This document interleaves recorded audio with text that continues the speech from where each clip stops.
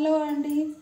ఈరోజు శనగపిండి లేకుండా, శనగపిండి తింటే గ్యాస్ ప్రాబ్లం వస్తుంది కదా, శనగపిండి లేకుండా బియ్యం పిండి గోధుమ పిండి కలిపి అయితే ఈరోజు మిరపకాయ బజ్జీలు చేసి చూపిస్తాను మీకు వీడియోలో.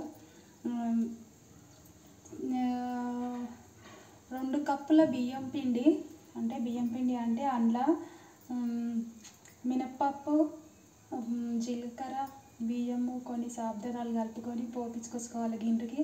మళ్ళీ 2 కప్పుల బియ్యం పిండికి 1 కప్పు గోధుమ పిండి వేసుకోవాలి. మైదా అయితే అస్సలు వాడొద్దు, శనగపిండి కూడా వాడొద్దు. ఎందుకంటే శనగపిండి కొందరికి పడతలేదు కదా, అందుకు శనగపిండి కూడా వాడొద్దు.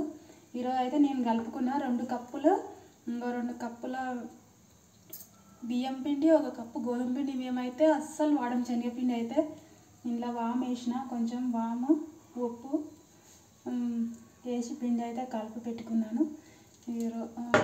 మిరపకాయ బజ్జీలు అయితే ఎట్లా వస్తాయి చూడండి. శనగపిండి లేకుండా ఇట్లా కట్ చేసుకోవాలి మిరపకాయలను.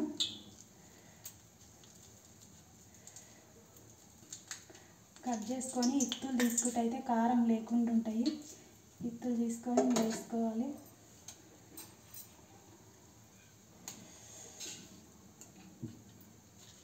చల్లగా చలికాలం ఉంది కదా, చలికి ఏదన్నా వేడిగా తినాలనిపిస్తుంది కదా, అందుకని ఈరోజు అయితే పనుకోలేను చేయనికి. ఇంటికాడ ఉన్నందుకు నాలుక ఏదో తిను అంటుంది. కాబట్టి నేనైతే ఇప్పుడు మిరపకాయ బజ్జీలు చేసి చూపిస్తాను మీకైతే శనగపిండి లేకుండా. ఇట్లా కట్ చేసుకొని ఇత్తులు అయితే కట్ చేసి తీసేసుకోవాలి.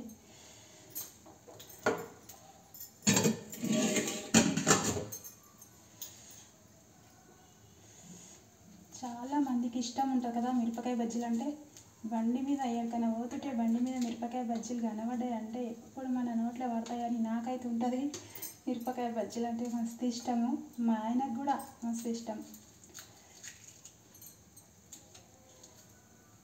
గోధుమ పిండి, మైదా, శనగపిండి లేకుండా బజ్జీలు అయితే ఇక చూడండి.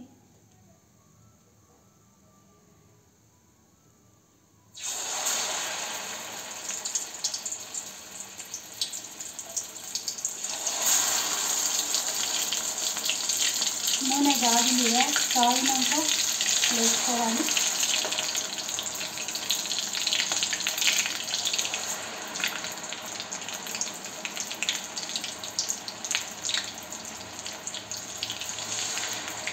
చేను పని కానీ మాకు కొంచెం లాస్ట్ అనిపించి ఇంటికి వచ్చి ఏం పని చేయాలనిపించదు. కానీ ఈరోజు ఇంటికాడ ఉన్నా కదా, అందుకని ఏదో ఒకటి తిను అంటుంది నా మనసు అయితే.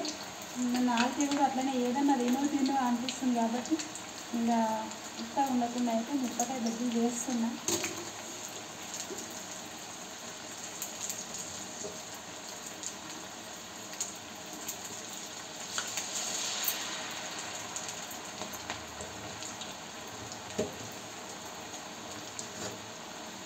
సేమ్ హోటల్లో ఎట్లయితే ఉంటాయో అట్లనే వస్తుంది. బియ్యం పిండి గోధుమ పిండి కలిపి చేసుకోవాలి. 2 కప్పులకు అది 1 కప్పు ఇది వేసుకొని చేసుకోవాలి. ఇట్లా అయితే సూపర్ టేస్ట్ ఉంటుంది.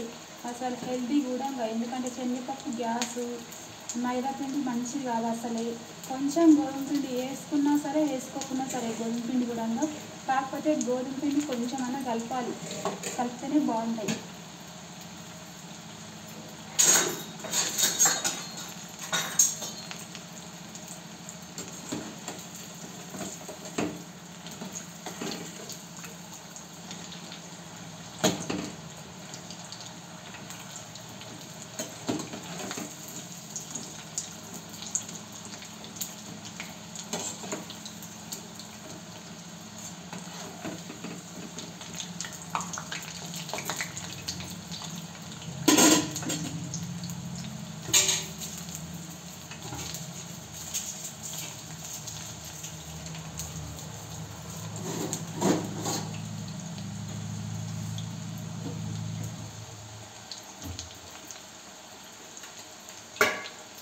ఇందులో మిరపకాయ బజ్జీలు అయినాక మనకు హోటల్లో ఉల్లిగడ్డలు వేసిస్తారు కదా, అట్లా ఉల్లిగడ్డలు కూడా కట్ చేసుకొని అవి కాలిన తర్వాత ఉల్లిగడ్డతో తింటే టేస్ట్ వేరే లెవెల్.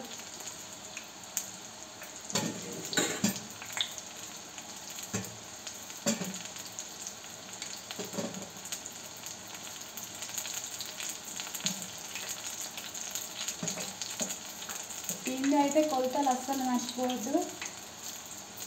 బియ్యం పిండి 2 కప్పులు, 1 కప్పు గోధుమ పిండి, కొంచెం వాము వేసుకోవాలి, కొంచెం జీలకర్ర, పసుపు, ఉప్పు వేసుకొని కొంచెం అల్లం గడ్డ కూడా వేసుకోవాలి. వేసుకొని పిండిని బాగా కలిపి కొంచెం సేపు నానబెట్టాలి. నానిన తర్వాత నూనె పోసుకోవాలి, బాండి పెట్టి నూనె పోసుకోవాలి. అన్నిటికన్నా మెయిన్ ఏంటంటే స్టవ్ వెలిగించడం మర్చిపోవద్దు.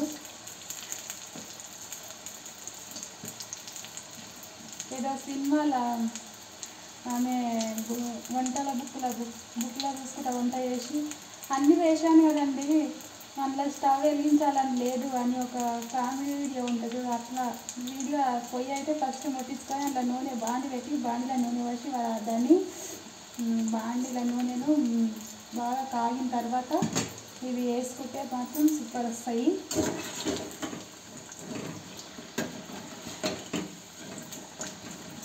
ఎంత సూపర్ వచ్చినాయి అంటే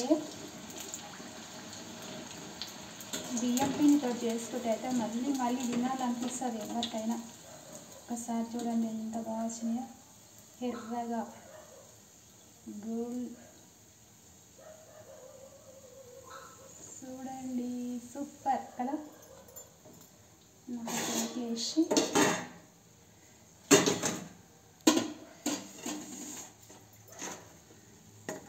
చూడండి సూపర్ కదా.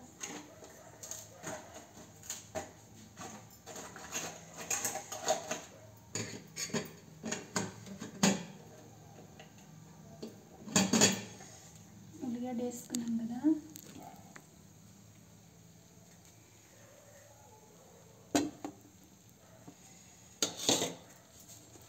అలా అయితే నాకైతే వీడియో ఇష్టం లేదు కాబట్టి మస్తు తిప్పలు అవుతుంది. ఇంకా వేడి వేడి బజ్జీలు మీకోసం రెడీ.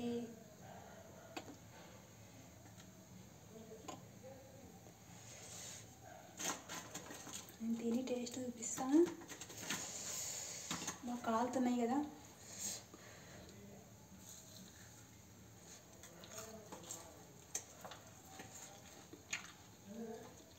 ఉల్లిగడ్డ కాంబినేషన్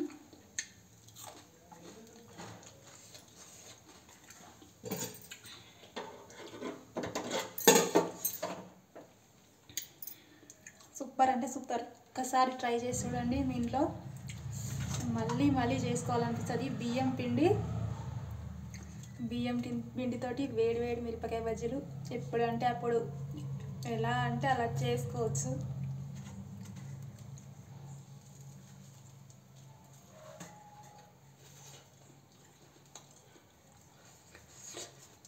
సూపర్ కాంబినేషన్.